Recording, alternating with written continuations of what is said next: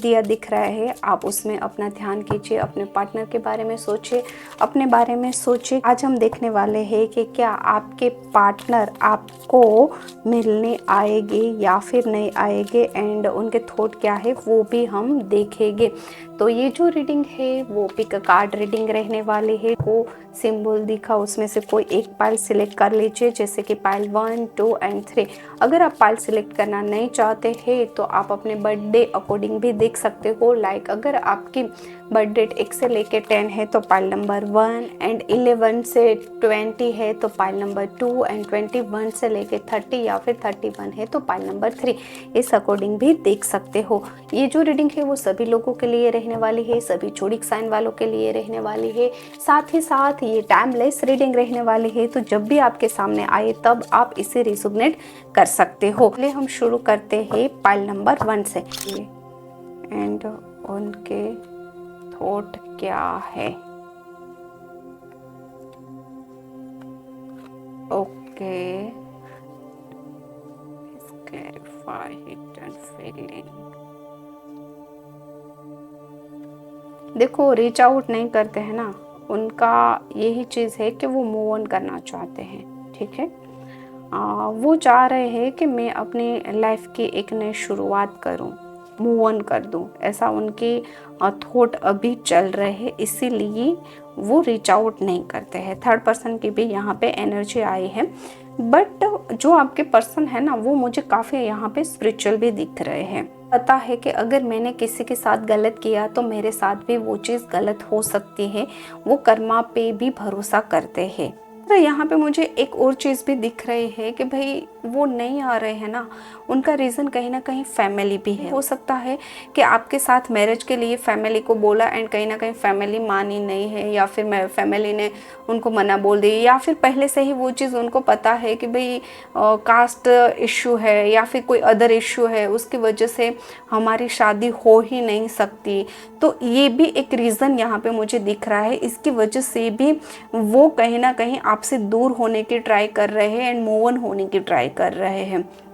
ठीक है, बट अगर मैं उनके थॉट की बात करूँ ना, तो या वो है ना अभी भी आपके बारे में सोचते हैं, वो अभी भी आपकी तरफ देखते हैं, वो अभी भी आपको स्टॉक करते हैं। ठीक है, वो अगर मैं बात करूँ ना, तो जो टाइम आप लोगों की रिलेशनशिप का था ना, उनसे आगे वो गए ही नहीं हैं। लाइक उस मोमेंट को बार बार याद करना, उस मोमेंट में जीना। ठीक है, देखो बॉटम ऑफ डेक मैरिज वाली एनर्जी आई है गाइस। वो डेफिनेटली आपसे मैरिज करना चाहते थे एंड अभी भी चाहते हैं, क्योंकि ये है ना उनकी अभी की एनर्जी है। तो अभी भी वो थॉट तो उनके माइंड में है। ऐसा नहीं है कि उस पर्सन के लाइफ में कोई और आ गया है इसीलिए, या फिर आपसे प्यार नहीं करते हैं इसीलिए। नहीं, ऐसा नहीं है गाइस। प्यार भी है, आपके साथ भी जाना है, बट या स्ट्रॉन्ग वही एनर्जी मुझे पिक हो रही है, फैमिली इशू यहाँ पे मुझे बहुत ज़्यादा शो हो रहा है। मे भी हो सकते हैं कि आपके पार्टनर है ना वो मैरिड हो। ठीक है, एंड कहीं ना कहीं वो जो रिस्पॉन्सिबिलिटी फैमिली के है ना वो भी हो सकते हैं, बट या वो मूव ऑन होना चाहते हैं बट अभी तक हो नहीं पाए हैं। स्पिरिचुअल पर्सन है, इसीलिए उनको पता है कि कर्मा मेरे पास आएगा, तो वो आपके साथ गलत भी नहीं करना चाहते। इसलिए मैं भी हो सकता है कि उसने ये चीज़ पहले से ही आपको बता दी थी कि मैरिज हमारा नहीं होगा, या फिर हम बहुत दूर तक साथ नहीं रहेंगे। हो सकता है कि ये बात उसने कहीं ना कहीं आपको बोल दी है। ठीक है, ये चीज़ भी यहाँ पे पॉसिबल है। आपके जो पार्टनर है ना उनका मुझे यहाँ मनी ग्रोथ बहुत अच्छा दिख रहा है। वो जो पर्सन है वो पैसे वाले बंदे मुझे दिख रहे हैं। साथ ही साथ अगर मैं उसकी पर्सनालिटी की बात करूँ तो वो भी यहाँ पे बहुत अच्छे हैं। ठीक है, बहुत, मतलब आप उनसे फिदा ही इस चीज़ पे हुए थे। उनका लुक देख के ही आपने उनसे प्यार किया था एंड आप उस रिलेशनशिप में आए थे। ओके, तो ऐसी है। एंड या आपके जो पार्टनर के करंट थॉट की मैं बात करूँ ना, तो करंट भी वही चीज़ है कि भाई मैं है ना मूव ऑन होना चाहता हूँ, इस रिलेशनशिप में मैं नहीं रह सकता क्योंकि फैमिली इशू है, फैमिली का प्रेशर है इसीलिए। एंड साथ ही साथ कभी भी उसने आपके ऊपर गुस्सा कर दिया है ना, तो वो एक पॉजिटिवनेस उनकी थी, आपको लेके वो बहुत पॉजिटिव है। वो भी दिख रहा है कि भाई किसी से आपने बात कर ली या फिर आपके कोई फ्रेंड के साथ आप चले गए, तो फिर उनको अच्छा नहीं लग रहा था। वो इतने बच्चे से थे कि उनको लगता था कि मेरे अलावा ये बंदा या फिर बंदी किसी से मिलना ही नहीं चाहिए। इतना ज़्यादा उनका पॉजिटिवनेस मुझे यहाँ पे शो हो रहा है। बट या अगर मैं बात करूँ तो वो देखो उनके माइंड में ये थॉट है आपसे मिलना, आपसे मैरिज करना, बट फैमिली का प्रेशर है इसीलिए कहीं ना कहीं वो आ नहीं पा रहे, मिल नहीं पा रहे हैं। बट या प्यार है, केयर है, लव है, उनकी तरफ से सब कुछ है गाइस। आपको लेके उनकी तरफ से अभी भी फीलिंग ऐसी ही है, फीलिंग ख़त्म नहीं हुई है। एंड मे भी हो सकता है कि ये फीलिंग लाइफ टाइम ख़त्म भी ना हो, क्योंकि उसने है ना आपको लव किया है, प्योर लव किया है। एंड वैसे वो पर्सन भी अच्छे हैं, तो वो कभी गलत तो आपके साथ नहीं किया है। ओके, तो ये रीडिंग थी, ये पाइल नंबर 1 वालों की थी। आई होप पाइल नंबर 1 ने ये रिजोनेट किया है। अगर रिजोनेट किया है तो मुझे कमेंट में ज़रूर बताना।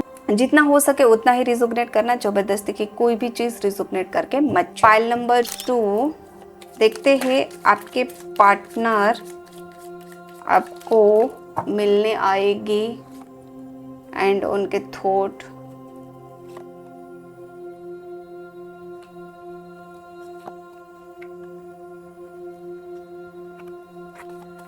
फाइल नंबर 2 वालों के पार्टनर के, ओ सारे देखूं, अपने आप आया तो देख ही लेते हैं। ओ यही चीज है, शायद आपके पार्टनर की हिडन फीलिंग देख ही लेते हैं।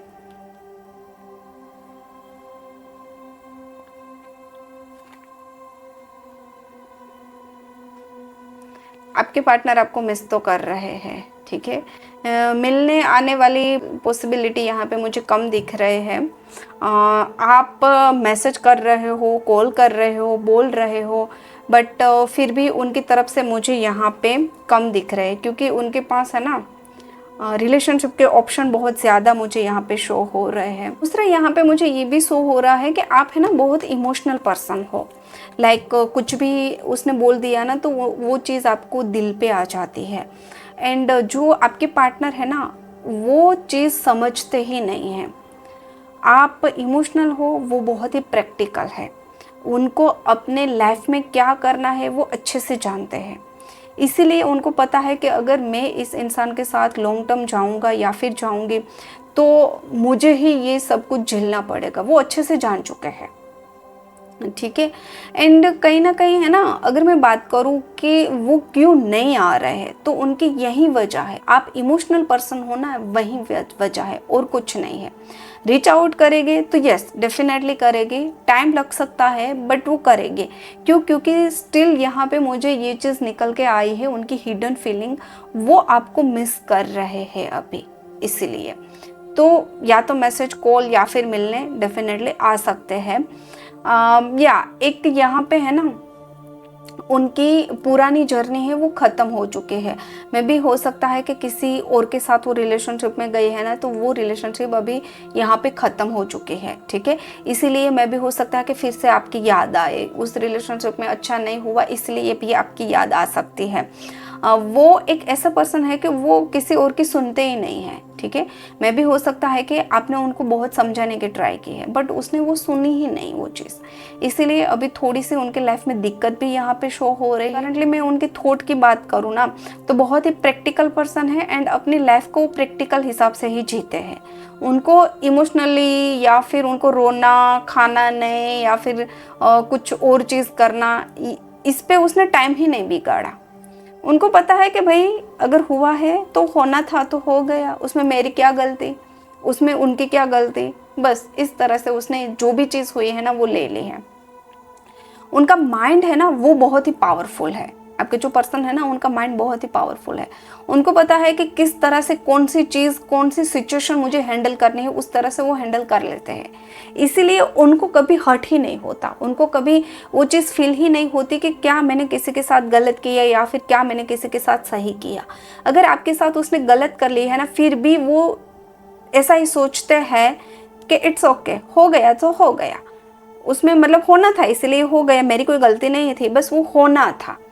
वो अपनी पूरी लाइफ इसी तरह से वो जी रहे हैं कि होना था इसलिए हो रहा है, या फिर कुछ भी आगे हो रहा है ना, तो भी वो वही सोच रहे हैं कि ये मेरी लाइफ में होना था इसलिए ये चीज़ हो रही। अगर अभी उसकी लाइफ में कोई और बंदा या फिर बंदी आ रहे हैं ना, तो वो भी वही सोच रहे हैं कि ये मेरी लाइफ में आना था इसलिए ये बंदा या फिर बंदी मेरी लाइफ में आए, एंड इसीलिए मैं इसके साथ रिलेशनशिप में हूँ। ठीक है, इस तरह के उनकी थिंकिंग है भाई। अगर आप इन रिलेशनशिप से मूव ऑन करना चाहते हैं ना, तो डेफिनेटली कर जाओ, उनका वेट मत करो। अगर वो मिलने आए ना, फिर भी वेट मत करो, क्योंकि वो पर्सन प्रैक्टिकल है, आप पर्सन इमोशनल है। ये चीज़ कभी एक हो ही नहीं सकती। वो आपको लाइफ में कभी नहीं समझेगी गाइस, कभी नहीं समझेगी। कितनी भी कोशिश कर लो, किसी भी तरह से कर लो, वो नहीं समझेंगे।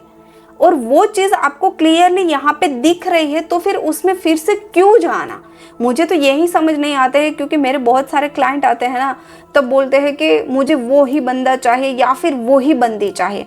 अरे भाई, अभी क्लियरली आपको अपना फ्यूचर यहाँ पे दिख रहा है कि आप उनके साथ रहोगे तो लाइफ में प्रॉब्लम के अलावा कुछ नहीं मिलेगा, तो फिर उस बंदा या फिर बंदी के पीछे क्यों भागना। हमें एक ही लाइफ मिली है, उस लाइफ को उसी इंसान के पीछे क्यों बिगाड़ना। बहुत सारे अच्छे इंसान हैं, उनके ऊपर वेस्ट करो ना, शायद वो आपको समझेंगे एंड शायद आपके इमोशनल की कदर होगी, एंड जो चीज़ आप चाहते हो वो चीज़ आपको मिलेगी। राइट। तो गाइस, ये उनके थॉट थे एंड उनकी एनर्जी थी, जो मुझे तो बिल्कुल अच्छी नहीं लगी। आई होप आपको भी ये चीज़ समझ आ गई एंड आप अपने लाइफ में आगे बढ़ जाओ। बाकी आपकी चॉइस है, आपकी लाइफ है। एंड या पाइल नंबर 2, ये आप लोगों की रीडिंग थी। तो अगर रिजोनेट कर रहे हो तो मुझे कमेंट में ज़रूर बताना। साथ ही साथ जितना हो सके उतना ही रिजोनेट करना, ज़बरदस्ती की कोई भी चीज़ मत रिजोनेट करना। And thank you so much reading देखने के लिए। अब बारी आती है पाइल नंबर 3 वाले। लेट्स सी, देखते हैं पाइल नंबर 3 रिटर्न फीलिंग क्या है। Let's see.